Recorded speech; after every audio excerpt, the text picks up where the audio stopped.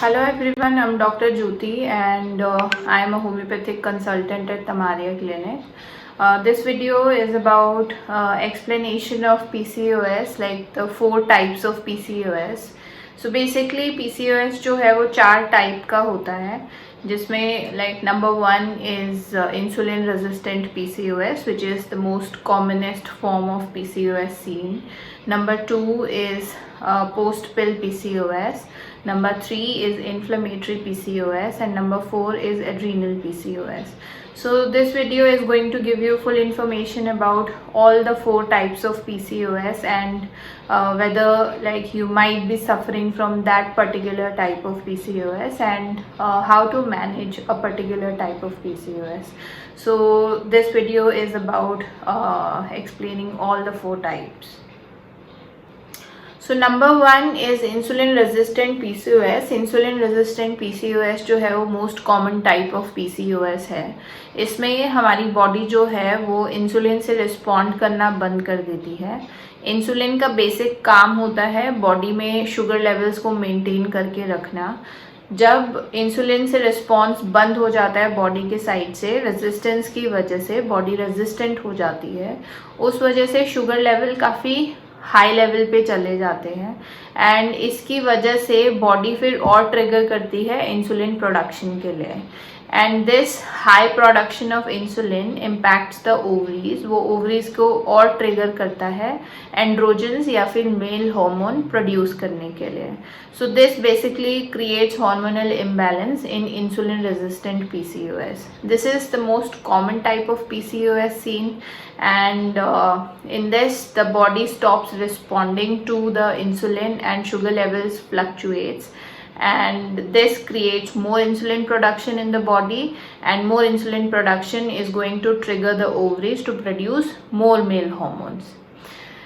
This is the most common type of PCOS and you might be suffering from it if you have irregular periods, if you have hair loss, if you have acne, if you have hirsutism like facial hair, chest hair. And apart from this sugar level fluctuate होने की वजह से आपको बहुत ज़्यादा प्यास लगती है, यूरिन बार बार आपको पास करने का अर्ज होता है. Apart from that you suffer from weight gain and आपका जो वेस्ट लाइन है, जो बेली एरिया है, वो काफ़ी बढ़ जाता है. देन इसमें अनएक्सप्लेन्ड टायर्डनेस एंड फटीग भी काफ़ी रहता है पेशेंट्स को शुगर लेवल्स की वजह से, and confusion of mind and difficulty in concentrating and focusing over your work is also seen. Rectify insulin resistant PCOS. सबसे बड़ी चीज़ जो पेशेंट को करनी चाहिए, the patient should take low carb diet and वो वाले खाने खाने चाहिए जिनका ग्लाइसेमिक इंडेक्स कम होता है. ग्लाइसेमिक इंडेक्स का मतलब है जैसे ही हम खाना खाते हैं वो फूड आइटम कितना शुगर रिलीज करता है हमारी बॉडी में इंस्टेंटली, उसको ग्लाइसेमिक इंडेक्स कहते हैं. सो लो कार्ब डाइट पेशेंट को लेना चाहिए. Apart from that refined sugar should be avoided. Packaged processed food with artificial colour, preservatives, carbonated drinks, ये सब पेशेंट्स को अवॉइड करना चाहिए. एक हेल्दी लाइफस्टाइल मेंटेन करना बहुत ज़रूरी है इंसुलिन रेजिस्टेंट PCOS के लिए, जिसमें पेशेंट को अपना कार्ब्स लेवल कट डाउन करना चाहिए, कम कार्ब्स लेना चाहिए, हेल्दी फैट लेना चाहिए. रेगुलर एक्सरसाइज बहुत ज़रूरी है. इंसुलिन रेजिस्टेंस PCOS में आपको HIIT वर्कआउट करना बहुत ज़रूरी है. अगर वो आप नहीं कर सकते हो, just stay active through out the day, that is more important. And eat a healthy balance diet and crash dieting or like following a particular type of diet should be avoided in insulin resistance PCOS. Is post pill PCOS. Post pill PCOS basically is nothing but medicine induced PCOS होता है. Few females use oral contraceptive pills as a contraception method के लिए, but OCPs जब ज़्यादा time तक females ले लेती हैं then they start experiencing PCOS like symptoms, जैसे इरेगुलर पीरियड्स हैं मेडिसिन छोड़ने के बाद, OCPs छोड़ने के बाद, इरेगुलर पीरियड्स हैं या फिर एक्ने आते हैं, हेयर फॉल हो रहा है, वेट गेन हो रहा है. So this is a temporary form of PCOS. So post pill PCOS में basically कुछ नहीं करना होता है. You just have to wait जब तक बॉडी में OCPs या ओरल कॉन्ट्रासेप्टिव पिल्स का अफेक्ट रहता है तब तक ही वो सिम्टम्स एग्जिस्ट करते हैं. Slowly with time the symptoms start to disappear and they leave the body. So post pill PCOS में just wait and maintain a healthy lifestyle, be active, do your exercises, and there are no signs of insulin resistance or high blood sugar levels or inflammation in the post pill PCOS. So आप wait करिए, healthy lifestyle choose करिए, healthy diet लीजिए and active रहिए. Within few months the post pill PCOS would disappear from your body. Then the third type of PCOS is inflammatory PCOS. Inflammation एक बहुत बड़ा reason हो सकता है ओवरीज का, जिसकी वजह से हार्मोनल इम्बैलेंस क्रिएट होता है इन्फ्लेमेटरी PCOS में. So basically there is no known cause for inflammation of PCOS, but it is autoimmune reaction of the body against the ovaries. So basically हमारा जो इम्यून सिस्टम है वो ovaries को trigger करता है, इन्फ्लेम करता है और ज़्यादा एंड्रोजन्स या मेल हार्मोन बनाने के लिए, and that is the soul reason behind inflammatory PCOS. ये उन लोगों में भी ज़्यादा देखने को मिलता है जिनको साथ में कोई और ऑटोइम्यून डिसऑर्डर होता है, जैसे हाशिमोटो थायराइडाइटिस, हाइपोथायरॉयडिज्म का एक टाइप है जो ऑटोइम्यून ट्रिगर्ड होता है, या फिर कोई और ऑटोइम्यून डिसऑर्डर पेशेंट को होता है, उनको PCOS डेवलप होने के चांसेस बढ़ जाते हैं. Then how you can judge whether you are suffering from inflammatory PCOS or not. Number one, अगर आपको inflammatory PCOS है then you would have symptoms of it, like irregular periods है, acne है, hirsutism है, hair fall है, weight gain है. Apart from that, autoimmune cause की वजह से बहुत unexplained fatigue और tiredness patient के अंदर रहती है.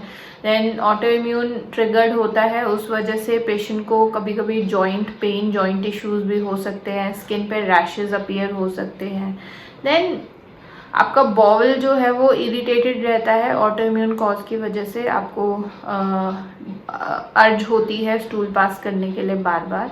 And headache is also a very common symptom of inflammatory PCOS. Then how to rectify it. Anti inflammatory like food items जो होते हैं जैसे टर्मरिक है, गार्लिक है, अगर आप वो अपनी डाइट में इंक्लूड करते हैं then it can help with inflammatory PCOS. Then जो भी फूड आइटम्स इन्फ्लेमेशन कॉज करते हैं जैसे रिफाइंड शुगर है, मैदा है, देन कार्बोनेटेड ड्रिंक्स है, food items that are packaged, and those with food items which are having preservatives or artificial color are going to promote inflammation. So ये सब food items आपको avoid करने चाहिए. Then whole grain food items अगर आप लेते हैं that would help you with inflammatory PCOS. And homeopathy जो है वो specifically बहुत अच्छे results दिखाती है autoimmune disorders के लिए. So you should obviously go for homeopathy अगर आपको inflammatory PCOS है तो. Fourth type of PCOS is adrenal PCOS, or we can say stress induced PCOS.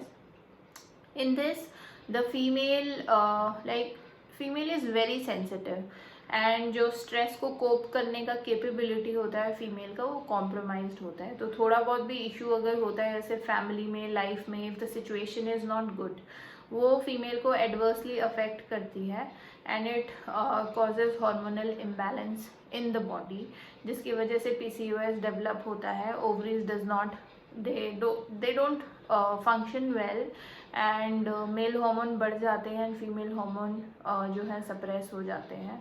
So main कारण एड्रिनल PCOS में सिर्फ स्ट्रेस है and the inability of the female to cope with the stress of the normal life. Then इसका जो main कारण है उसको हटाना बहुत ज़रूरी है if you want to rectify it. So adrenal PCOS में आपको स्ट्रेस मैनेजमेंट सीखना बहुत ज़रूरी है. अगर आप अपना स्ट्रेस मैनेज कर लेते हैं then it's easy for you to take care of adrenal PCOS. So go out, spend time in nature, talk to your friends, always vent out your stress, don't keep things inside. लोगों से बात करके solution निकालिए and just try to live your life normally without stress. Do exercise, do yoga, do meditation and care about yourself and just live a healthy life. So stress को avoid करने के लिए whatever makes you feel better you should do it and rectify adrenal PCOS by managing your stress.